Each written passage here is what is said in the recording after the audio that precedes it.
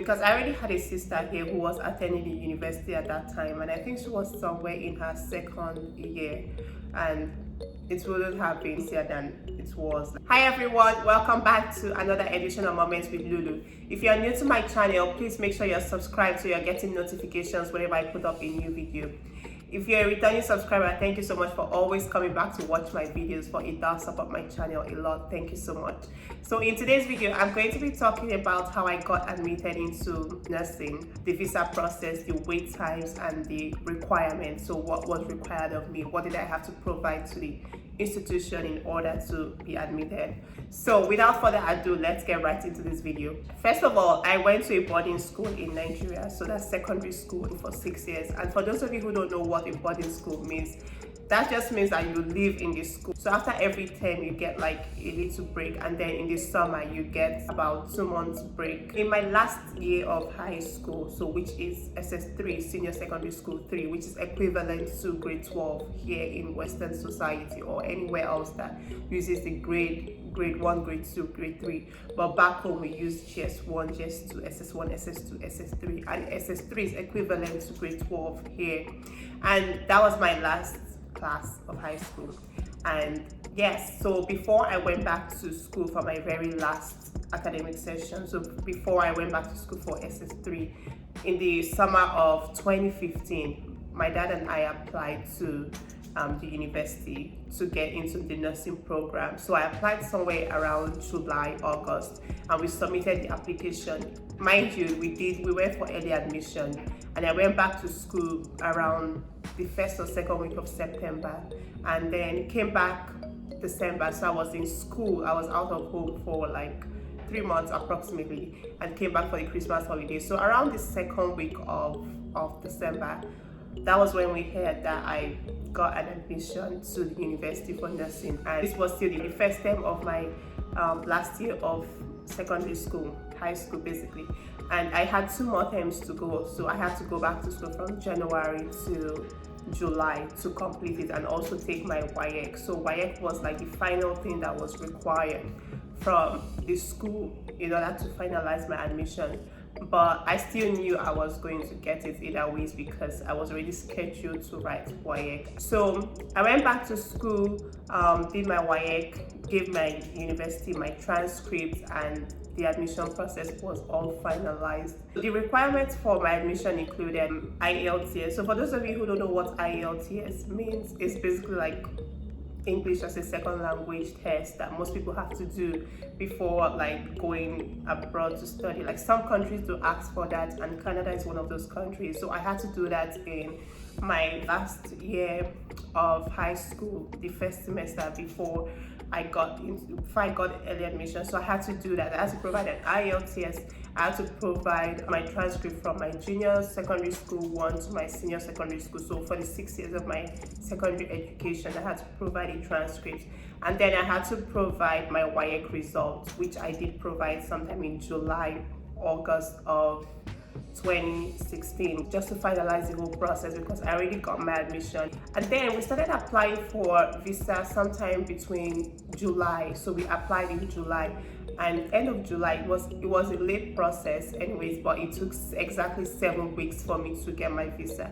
And because I got my visa around the 9th of September, because all my documents came to me around the 9th of September, and it wasn't really feasible for me to come here, like come to school, rush to like catch up and all of those stuff. So we decided to start, well, my dad and my sister all convinced me to start in January, which would have been the best bet, so I don't come here to like struggle academically, like in my very first semester, and like just coming to a new country that's challenging.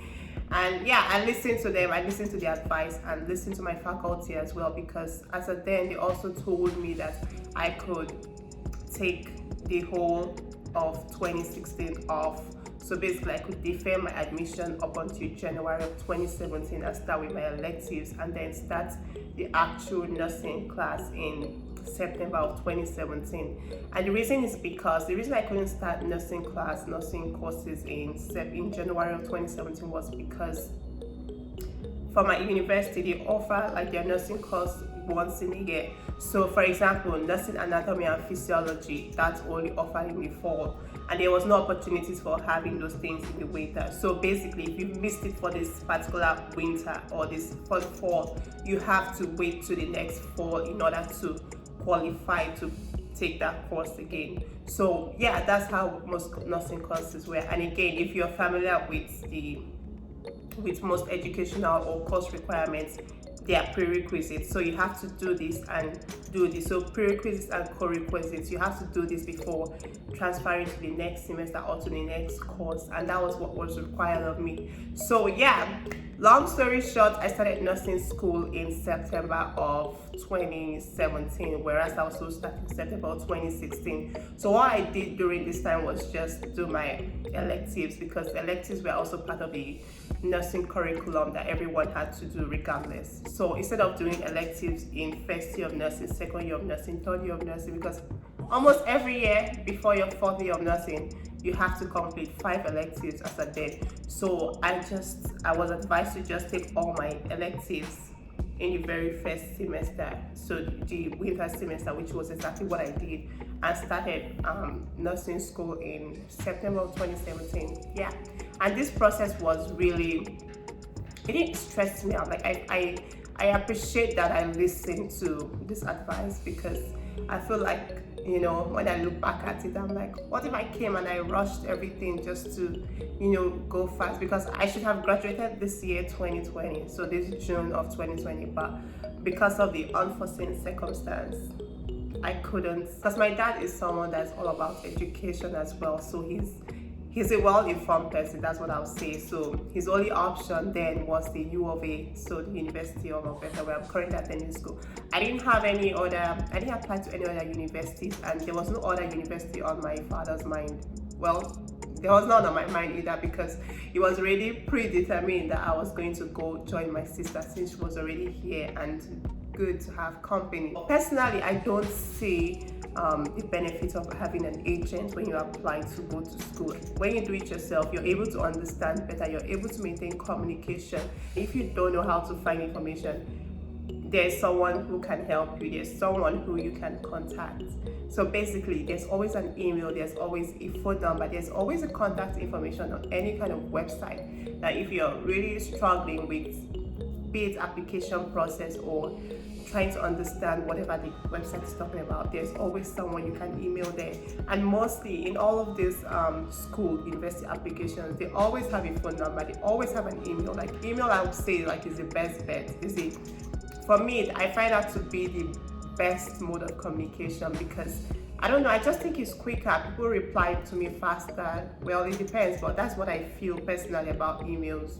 So that's why people should do their own thing by themselves, because you see more, you're confident in whatever information you're getting, and you know that they are, you know, substantial information that you actually do need.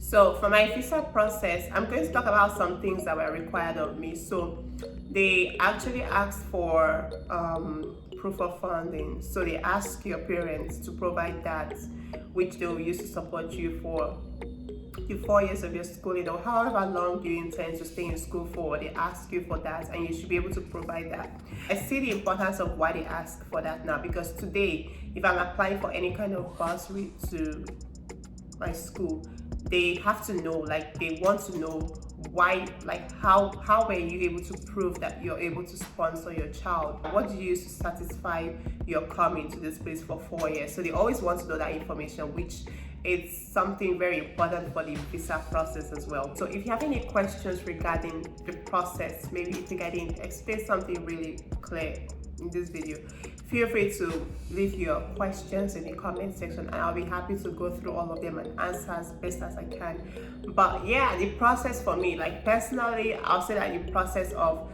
applying to a school, coming here and settling, like, I would say it was a very easy and smooth process for me, because again, like I said, I already had a sister who was attending school here at the time, and my dad already knew, like, this was the school I was going to go to, and I had all the academic requirements, basically from high school, from IELTS, from my WAEC exam, and yeah, so it was already there. But I never knew I was going to study nursing. Yeah, It's so strange.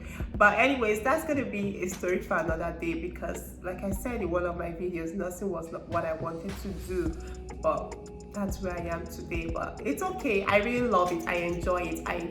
I enjoy my education. I love what I'm currently studying. I love what I'm doing. And it brings me so much joy to just know that I had people who were there to, enlighten me and advise me in a way that actually yielded something very valuable for me. So yeah, that brings me to the end of this video. Like I said, if you have any other questions on my visa process, how I got into nursing school, which I've just talked about, feel free to leave them in the comment section of this video, and I'll see you in my next one. Bye now.